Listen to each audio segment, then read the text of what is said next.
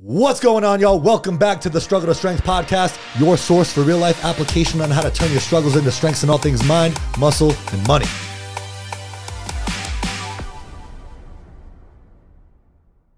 Dude, Matt's a cool guy.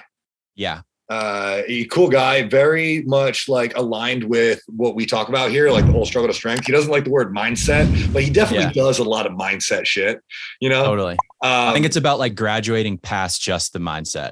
Exactly. Yeah. And it seems like he's gotten there. So that was cool. We kind of did like a inspirational beginning to the episode about how he's overcome a lot of these things, including like broken back and pelvis with a 1.5-year recovery, to then like an informational second half of the episode where we learned a lot about real estate investing, and cool ways that we can make our money work for us, and how you can invest in real estate. Even if you don't have any money at all, you can start making money with $0.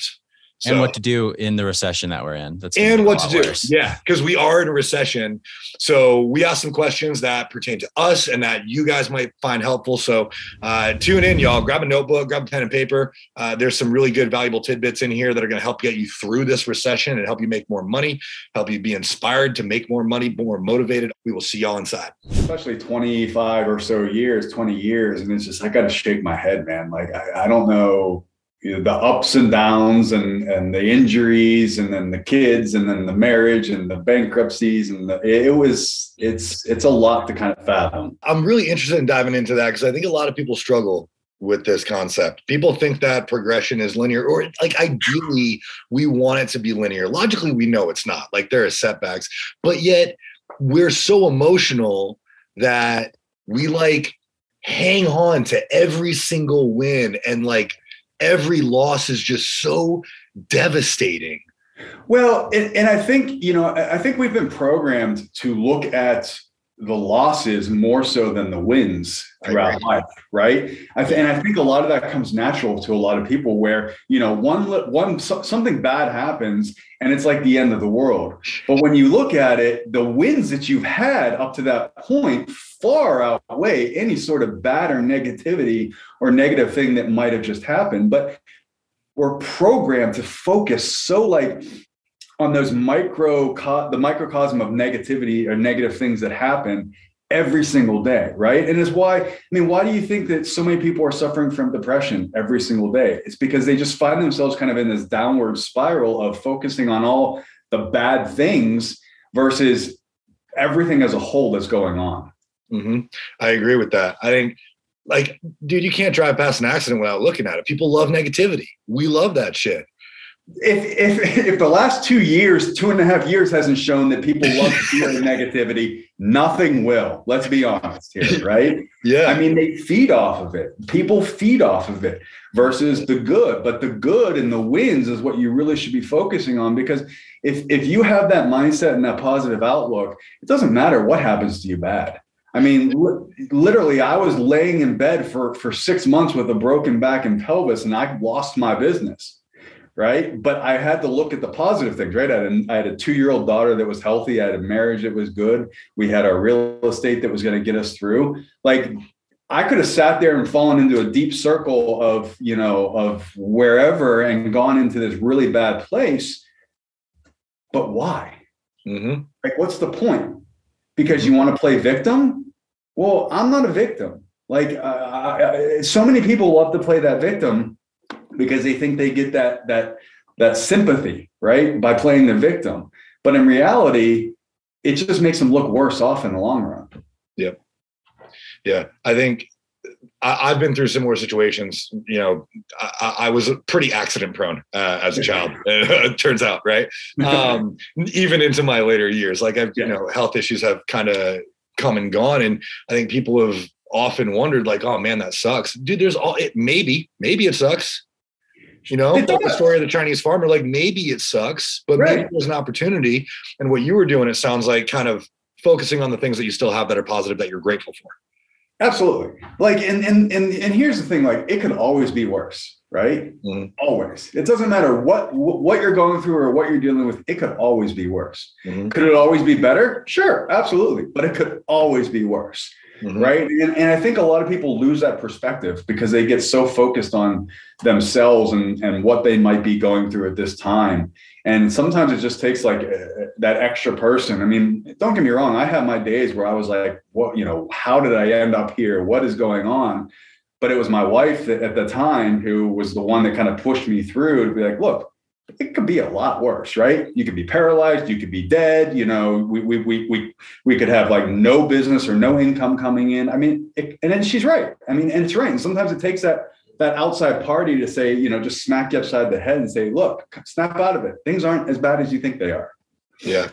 I'm curious to see what you think of this, because I've been in the situation. I was out of the gym for like a year. I couldn't lift more than 8 pounds, couldn't get my groceries. Mine was, I had a esophageal rupture.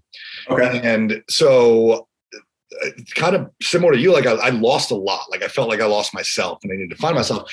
And leading up to this, I had other surgeries that were kind of like, we'll do like one major surgery a year. Yeah. And I kept on saying like, you know what? It could be worse. It could be worse. I have this, I'm grateful for all of these good things in my life, but it could be worse. So like, basically shut the fuck up and be grateful for it, And what I realized, like I kept on focusing on it could be worse. And I saw your post on mindset. So I'm curious to see what you think about this. I kept on saying it could be worse. And dude, it felt like shit kept getting worse. Right. Well, and then I started saying it will get better. Like, yeah, it could be worse, but it will get better. You're exactly right. I think we attract what we have on the top of mind, right? So even though you're sitting there saying, it could be worse, it could be worse, it could be worse, by continuing to say that over and over again, you're attracting more bad things to come into the play here, right? And so, and that's something that's always been very hard for me because I grew up in a very pessimistic family, 100%, upfront on that. Like, I love my mom to death, but she is the most pessimistic person you will ever meet. Like every day, the world's coming to an end in some way or some matter with her. And so, for me to almost reprogram the way that I think to change from that, because it was that for a very long time, to kind of the way that I go about my day-to-day now, it's a conscious effort that you have to continuously make over and over and over again every single day, even multiple times throughout the day, to make sure that you are not falling back into that negative mindset. Because even saying, like you said, even saying it could be worse, it has a negative connotation to it. Yeah. Because you're still talking about things that are bad, basically. Yeah. And that's kind of all your brain hears is like, worse. Oh shit. Yeah. Worse. Like there's worse. Yeah. Yeah. And, and it's funny because you bring up mindset, right? And I've talked about it before in some of my posts and stuff. And I've actually gotten away from talking about it because to me, I think nowadays it is such an overused kind of hype word that so many people are talking about. And it just gets to the point where it no longer has its validity anymore because everyone's talking about mindset, right? But 3 or 4 years ago, no one even knew that, you would say mindset and people were like, what the hell is that? Like, I don't understand what you're saying. Change my mindset. What do you mean? Like, and now it's like everyone and their mother is talking about it.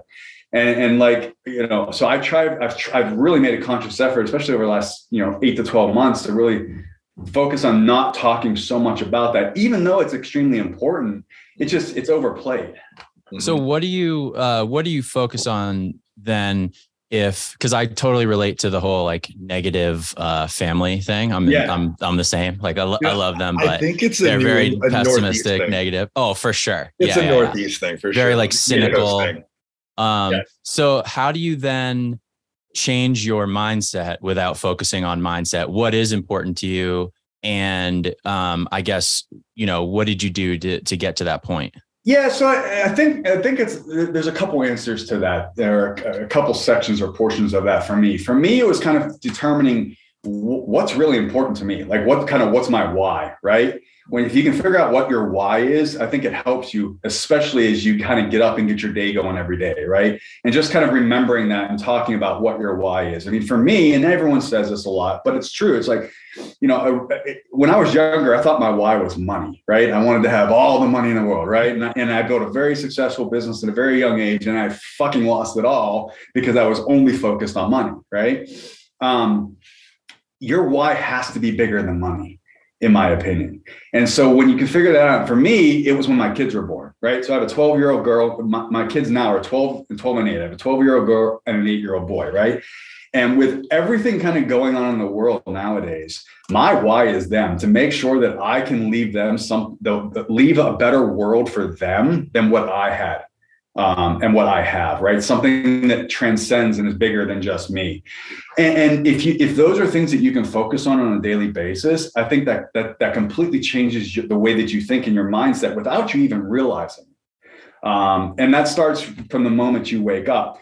And I think a lot of other things, I mean, I think, you see a lot of people talking about like positive affirmations, right? Kind of figuring out what the affirmations are that you want to continuously tell yourself over and over again to attract the things in your life that you want. I honestly used to think that was a bunch of bullshit. I'll be 100% upfront. But even if you think it doesn't work, it still sets you up and sets your thoughts and your thinking and your mindset, right? Up in a positive manner every single day moving forward. The moment you wake up, that it's really hard to break that and go back into that negativity and that negative mindset if you're consistently focusing on those important things. Mm-hmm. I agree with that. Yeah, I mean, you get out what you put in, right? Like your focus goes where your energy flows, all that shit. Right? It seems woo-woo, but like it does, I don't like that aspect of it, again, because I think it goes back to everyone talking about it and kind of pushing the same thing. But in reality, it's true. I mean, it is. And it's just like anything. What you put into it is what you're going to get out of it, right? Mm-hmm. Many people, half-ass their way through life and then they wonder why they're miserable, when they retire at 59 and a half and they've, slaved away for 30 plus years working for someone else. Well, it's because you only put 50% into it. Yeah. Speaking of like the work, the way I kind of think of that stuff is it's like, it's a tool, like a compass to know where you're going. If all you did was look at the steering wheel, you wouldn't get where you're going because you'd crash. You know what I'm saying? But if you were in a boat, for instance, and you couldn't crash into something, if all you did is like, look here without looking around at your navigation shit, you wouldn't be able to do it. But if all you did was stare at your maps and you didn't steer the boat, then you would never get where you're going either. So it's like, it's good to kind of like visualize where you want to go and then figure out the steps, work those steps, and once in a while check in. But yeah, I feel like you need that balance. It's not all, you can't just like create something by thinking about it completely. You still have to do it. And that's exactly it. I mean, what's the saying? It's like, and I see it so often, right? And analysis paralysis, right? People are so caught in analyzing something and overanalyzing something and trying to make sure that it's the perfect time and the perfect place with the perfect plan. And then they find themselves 5 years down the road and they still haven't taken any action to actually make it happen, right? Mm-hmm. Action, whether it's perfect or not, and it's never perfect, action will far exceed any sort of analyzing you do, any research you do, any planning you do, because the action is what's going to ultimately get you to where you want to go. Mm-hmm. Yeah, I think a lot of people are afraid to take action, and one of our values at my business is speed over perfection. Like, dude, it's okay if it's not perfect.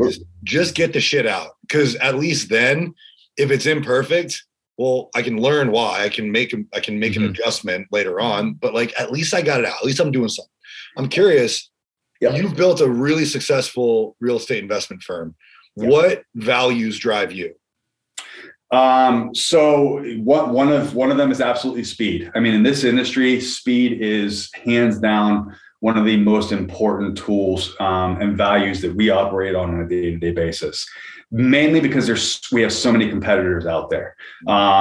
We also, our morals and our ethics are extremely important. We're dealing from a fiduciary responsibility standpoint with people's investments and money. So we have to be 100% transparent, 100% ethical, and 100% moral when it comes to what we do on a day-to-day basis.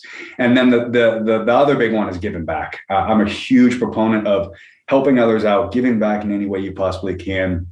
Whether that's, someone that you're walking by on the street, whether you're buying someone coffee at Starbucks, or whether you're giving someone a home to live in because, they're a retired vet that doesn't have one. To me, giving back is huge. And it's something that we, especially now that we're kind of at the level that we are putting a big emphasis on that aspect in general. That makes sense. We actually just had a gentleman on our podcast who was talking about the concept of giving more in order to get more. Receive more. Yeah. Yeah. Like you get out what you put in kind of thing. And it creates this sort of feedback loop of like, oh, that felt good. Like I like doing that. I want to do that more. Cool. How do I make more money so that I can do that more? Yeah. I mean, it's really true. I mean, and you know, some of my mentors used to tell me that, as again, when I was younger, I used to be like, that's bullshit. Like, but you know, now as you kind of get to that point where you can actually see it working and seeing it happen, it's 100% true. The more you give, the more you get back. And it's about attracting that good stuff into your life, right? And it's attracting that positivity. And if you're helping others out, good stuff is just going to come naturally.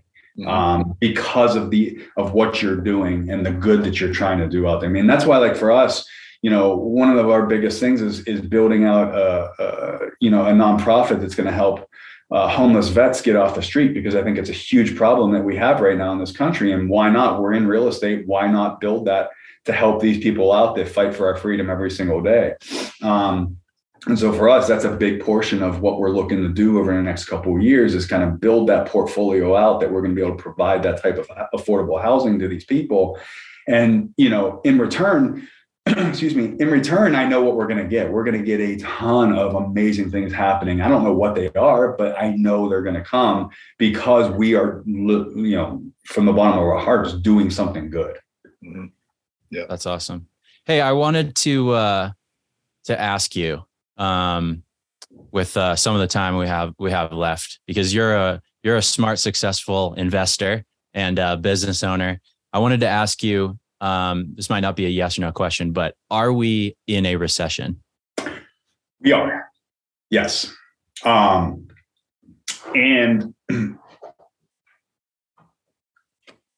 if we go by the definition that everyone has used for the last 50 plus years, we're in a recession.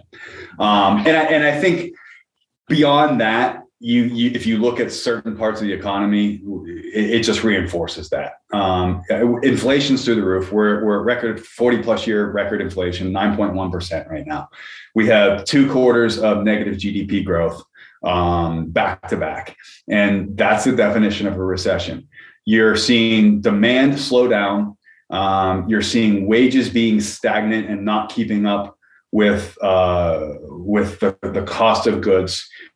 So you look at all that together, despite the fact, yes, we have record low unemployment, but a lot of that record low unemployment is the fact that these aren't new jobs. They're just people coming back into the workforce and filling the jobs that were open when the shutdowns from COVID happened.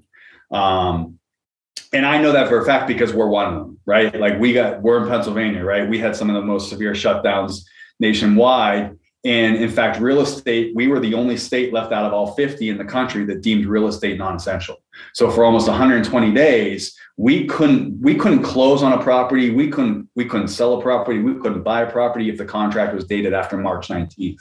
So, and we were the only state, even New York of all places, California, who originally deemed real estate non-essential, overturned that and deemed it essential. So those job numbers to me are kind of skewed because of that. But if you look at everything else, yeah, I absolutely think we're in a recession, and I think it's going to continue to get worse. And I think the unemployment numbers are going to start to go up, and and then I think everyone's going to start realizing we're in it. So what do we, or like the listeners, do with that information? You know what I mean? Like, I'm sure there's different profiles, and maybe it's different for someone who is like a 9-to-5er with no assets, or a business owner with no assets, or a person who does like own a home, or, you know, someone who's an investor. I don't know, like what is like a good kind of takeaway that we can do with that information, I guess? Well, yeah, I mean, again, it's going to depend on your situation, obviously, you know, because what I do in my situation is going to be a lot different than what someone else does. And, you know, that's maybe a 9-to-5, or, you know, with maybe a 401k or an IRA or something that they can't access, you know, very little in the savings account or whatever it is. Right. I mean, the number one thing is you have to look at where your money's going, obviously, because wages are not increasing, but cost of living has significantly, right? So you got to figure out how can you get through long term, and that's going to come down to. And I'm not one that likes to say cut costs, because I'm more of an income guy. Like if my income isn't meeting what my costs are, okay, then I just need to increase my income, and that's what I focus on. I don't focus on looking to, oh, well, I can cut this membership here or sell this car. Well, that's just not how I do things. However, abundance mindset. Yeah, I love that. Yeah. Exactly. However, majority of people, in this country don't look at things that way, right? They're constantly, and my mom's one of them, going back to that pessimism, right? Or they don't have a way of increasing their income as easily. Exactly. So they have to look at where can they cut their expenses, right? So, and this goes back to what I've talked about before. So what are some of those expenses or, unnecessary costs? Well, vacations, they're going to be the first ones that go, right? Which is also why I tell people, do not ever think about buying an Airbnb right now, right? Because that's the first sector of this industry that we're in that's going to see a significant decline. And because that's the first money that gets this, that's the first part of someone's budget that gets pulled, right? We're going to put that back into food and living costs. I think people, you just have to look at your costs, right? And look at where your money's going and make sure that, there's always places that people can shave some expenses, right? Someone can sit there in front of me and tell me, I've saved everywhere that I can. And I can sit there and look through what their expenses are. And I could probably point out half a dozen more things that they can give off, right? They may not like it and they might not want to admit it right there, but they need to be honest with themselves. So I think the most important thing is just being honest with themselves about what they're spending, where they're spending it, and where they can cut that. Now, with that said, we're not going to be, this isn't going to be 2008, right? 2008, 2009, 2010 was hard on a lot of people. I mean, you saw a lot of people go bankrupt then, right? This recession is going to be completely different, and it's not going to be as severe, in my opinion, which means a lot more people are going to be able to get by just by cutting some of their expenses. The other option you can look at too is the money that you have invested right now that's going to be, like let's say someone has an IRA, right? Typically in an IRA, you can't touch that until you're 59 and a half, right? But if they move that to a self-directed IRA and they start putting that into some alternative investments like real estate, now all of a sudden they've added a second stream of income to themselves on a monthly basis that's going to help, not necessarily help them out right now on a day-to-day, but it's going to provide them a bigger cushion moving forward towards retirement. Mm-hmm. And those are things that a lot of people don't realize that they can do. They think their IRA or their 401ks are locked up. They can actually utilize those in ways that they're not really familiar with. Yeah, I actually just moved mine over. And I'm interested because while I have you, I am in the process right now. And I'm like, dude, I'm a few months later than I should have been, but I'm selling my house in Colorado right now. Mm-hmm. And so part of me is like, oh, cool, I'll sell the house. Like I'll be going into, a recession with an influx of cash. My question is, what do I do with that cash? Well, see, and that's the thing. You don't want that cash sitting there because right now, you're losing 9% on your money just by having it sit there. Exactly. Right? 80% of all dollars that are in circulation right now were printed in the last 3 years, right? So the inflation problem isn't going away overnight. So if you have money just sitting there, it's going to be working against you because it's losing its buying value, buying power, right? So you need to get that into something that's going to produce, and I preach this every single day, passive income on a monthly basis for you. It needs to go into some asset that is going to be secure, long-term, right? That is going to see steady appreciation. That's not going to cause you to have whiplash like the stock market or crypto is, right? That is then going to also generate you income every single month. Right. And for me, what I say is that it's the only asset that does that is real estate. And it's true. It is the only asset that does that for you. And it will continuously increase, year over year. Even if you have a slowdown, from time to time, it's still going to long-term increase for you. But the biggest thing is that it builds you a passive stream of income that is an additional source of revenue for you and your family every single month. And there's very few things that do that. Mm-hmm. Yeah, that was my original. I mean, I don't want to not have a residence in Colorado. So originally my plan was, downsize the home, move into a townhome, and like still have my money in real estate.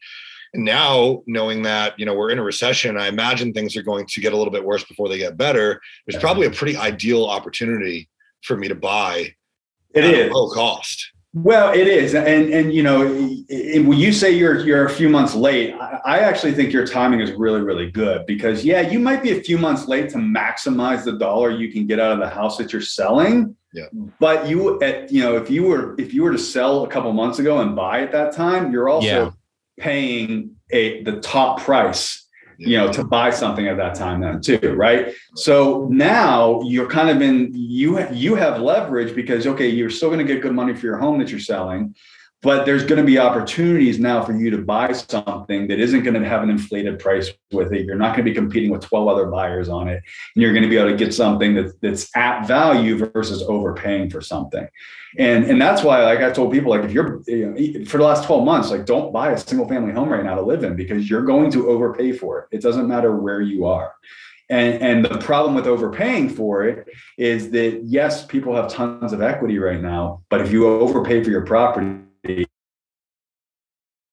you're going to be upside down when the market finally corrects. And it's going to correct. And we need a correction. We do, because it can't sustain itself the way that it has been over the last few years, which honestly, had 2020 and the COVID shutdowns not happened, we would have seen a correction in 2020 in the real estate industry. But they artificially kept interest rates low, and then pumped a ton of money into people's pockets, which just shot demand up for real estate. Yeah, that makes a lot of sense. So quick question then. Yeah. And I think this is just to clarify. I'm like relatively new to investing, especially with real estate. Is there a difference that you're referring to between investing in real estate by buying a home or buying like a real estate property versus other ways to invest in real estate? So it really depends on what you want to do and how active you want to be, right? If you want to be hands-on where you're managing the property, and you're kind of doing everything yourself, you can absolutely go buy your own real estate investment property, manage on a day-to-day basis, put a tenant in there, etc. If you want to be more hands-off but still get the benefits, for someone that wants that, like a fund like us or another one like us would be a good option, because you're buying real estate with us, alongside us. You get all the benefits of owning real estate, but you don't have to manage things on a day-to-day basis, right? You don't have to manage the tenants. You don't have to manage the repairs. You don't have to manage the taxes. You don't have to do any of that. You don't have to worry about getting the debt on the property. All you do is collect the check every single month, basically. So there's a couple of different ways you can go about it. Or you could put your money into a trust, a real estate investment trust. I'm not a huge fan of trusts, mainly because with a trust, you're basically buying a portion of the company that owns the real estate, not the real estate itself. So you get no tax benefits like you would if you own real estate, because it's a REIT. So you're going to get taxed at your regular capital gains tax rate, right? With us, and our investors, they put their money in, they're actually owning a piece of the real estate itself, right? Which means they also get the tax write-offs, the depreciation, the accelerated depreciation, and those benefits, so that it offsets and basically reduces their capital gains taxes down to nothing or almost nothing. So you get all the benefits of owning real estate without actually having to do any of the work. Okay, that's much more up my alley. I like to be a little bit more hands off. Yeah. And that's what our investors love. And whether it's us or another firm, a reputable firm, that's the benefits of investing into a fund like we are, because you can be hands off, but you own a piece of the real estate, you get the returns on it, and you also get the tax benefits. So here, one more question now on this, because I saw an Instagram post where you were referring to this. You were referring to taking money to invest in a real estate fund. You mentioned something about, say you buy a home and you then, because that's not an asset, it's a liability, you refinance that home, you pull some of that Talking about the debt equity post I did? Yeah, that one sounded really cool. Yeah, so debt equity, right? Everyone looks at me like I have four eyes when I say that word, right? When I tell them your home is not an asset and you have debt equity, meaning it's sitting there doing absolutely nothing. Because people love to say, oh, I have 50% of my house paid off. Great. What's it doing for you? Absolutely nothing, right? It's just sitting there. And it's debt equity, right? So why not get that money working for you? The benefits with real estate is leverage, right? We can leverage real estate to build wealth. Anyone that's built significant wealth has never been able to do it without using leverage, right? So leverage is the key to real estate. So if you have a $500,000 home that has $250,000 in equity into it, that $250,000 in equity could go and buy you 5 to 6 to 7 single family home investment properties. They're going to make you an extra 5, 6, 7 grand a month. Why would you not want to do that? You have my attention. Right? Versus leaving your money just sitting there doing nothing. Right? Because it's sitting there tied up in your house doing absolutely nothing. Whereas you can get that money working for you because, like part of our portfolio is in affordable housing, Section 8, right? So we do multifamily, we do Section 8. We buy Section 8 properties for $85,000, $90,000 every single day, putting 15% down. Do the math. If you got a couple $100,000 in equity there that you can utilize, you can build yourself a nice little portfolio that is going to generate you a significant amount of money profit every single month to put in your pocket that then is going to allow you to grow even more. Mm-hmm. So yeah, I always tell people like, look, you talk to me about having like your house half paid off or almost, fully paid off. And I laugh at you because you literally have dead money sitting there that's doing nothing. Mm-hmm. Yeah. You can leverage that debt. Yeah. No, you don't over leverage yourself. That's what happened in 2008, right? Everyone over leveraged themselves, but you do it smart. Yeah. So I have one last question. I hear from so many people that I know they actually could, but that they're like, I'll never be able to afford to buy a house, or I'll never be able to like afford to get into real estate, that sort of thing. And like, I know for a fact that they like could just from my understanding of things. But what do you say to people who say that? And like, what's a first step for learning and like getting involved in real estate? Great question. So that's a fear response, right? When someone says that, it's simply because they're scared because they don't know what they don't know, right? And for them to go about it themselves, no, because they have that mindset, they probably couldn't. With that said, there's so many ways that you can get started in this industry and into real estate investing. A lot of times that's just finding a mentor or partnering up with someone that has more experience than you that you can learn from. And if that means let's say you have some money, but you're scared to do it or you don't know how to do it, you partner up with someone that knows how to do it. You bring your money to the table. You guys go in as partners. They teach you, they help you manage the deal. They help you buy the deal, underwrite the deal, etc. It's a great way to get started into this industry if you want to be hands-on, right? It's important to know whether you want to be hands-on or whether you want to be like Josh and be like a little bit more passive and hands-off. If you want to be hands-off but still get involved, investing into a fund is the way to go. But I teach people and I show people, I bring on a certain number of mentees every single year that just like want to learn, that are going to ask me questions. I'm going to kind of guide them along the way. There's so many ways, even if you don't have any money, you can utilize other people's money to get started into real estate investing by partnering up with people. To get your feet kind of in the mix and get going.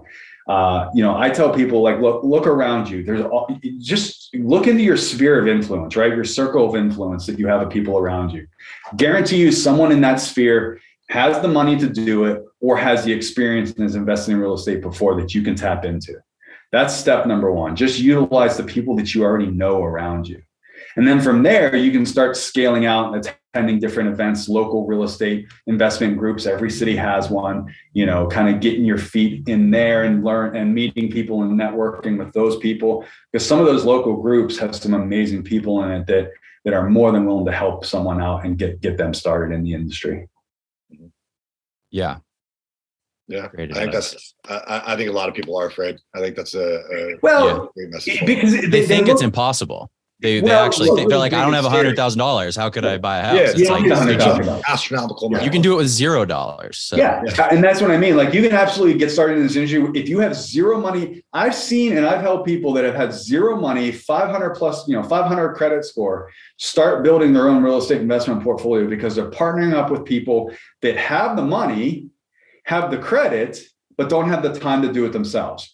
Right. So they bring the money and the credit to the table. The person that doesn't have either of those brings the time, to the table, and they partner up, and it's a great partnership. Yeah. And then once that person starts getting established and getting some deals and some experience under his belt, then he starts moving off on his own and expanding that portfolio. But you can absolutely do it with $0. And I've seen it done. I've helped people do it. There's nothing in this industry that's impossible. You have to actually just really want to do it. And if you really want to do it, it's about what we talked about earlier, right? You put in, you get back what you put in, right? It's not easy. It takes a ton of work, and I tell people every single day, like, we probably look at 100 properties for every one that we buy. Right. So it's just a lot of kind of monotonous looking at the same stuff over and over and over again before we find that one property that fits our criteria that we buy. But, that's all part of the learning process too. Yeah. I think for a lot of people, it's probably easy to forget that, like, dude, money is not the only currency. Like, don't underestimate the value of your time. And a lot of people who have a lot of money, they got there by saving time. So if you can save them time and help them make more money, like, it is a win-win. So, well, and that's where I am. People approach me all the time. They're like, "Hey, can I buy you a cup of coffee, or can I buy you lunch? I want to pick your brain." I'm like, "No, like, my time is more valuable than a cup of coffee or a lunch. I'm sorry. Like, if you want to bring me a really good deal that I can close that I didn't know about, and you'll be on board." Yeah, like, bring something of value to the table that's going to help me, right? If you can do that, I will absolutely give you my time and help you out. But, I can buy my own coffee. I can buy my own lunch, right? And I typically do it while I'm on the fly because I don't have the time. Dude, Matt, this was a great episode. We went from like an inspirational to now like an informational type Inspo to info. Inspo to info. That's going to be the new tag on this one. I really enjoyed this. You're a solid dude, man. I'm definitely interested in learning more about you and what you do. I know our listeners are too. I'd love to get in touch. Where can we find you, man? Give yourself a plug. Yeah, so really easy. You can find us online, SIMM Capital, SIMMcapital.com. Talks everything about the fund is right there. My bio is right there. You can get in touch with us right through there. You can actually even sign up for our investor portal right through our website as well, that accesses all of our opportunities and deals. And then you can find me on Instagram, Real Matt Simmons. And then you can find me on TikTok as well, Official Matt Simmons. And those are all my real estate geared and oriented pages, and lots of info there for you guys. And the website will help you out as well. This has been awesome, man. I really appreciate you coming on and inspiring and educating us. This has been great. Guys, thanks for having me on. I'm pumped to be here. I appreciate it very much. Of course, man. Anytime. And thank you again for coming. Thank you to the listeners for tuning in to another episode. We will see y'all next week.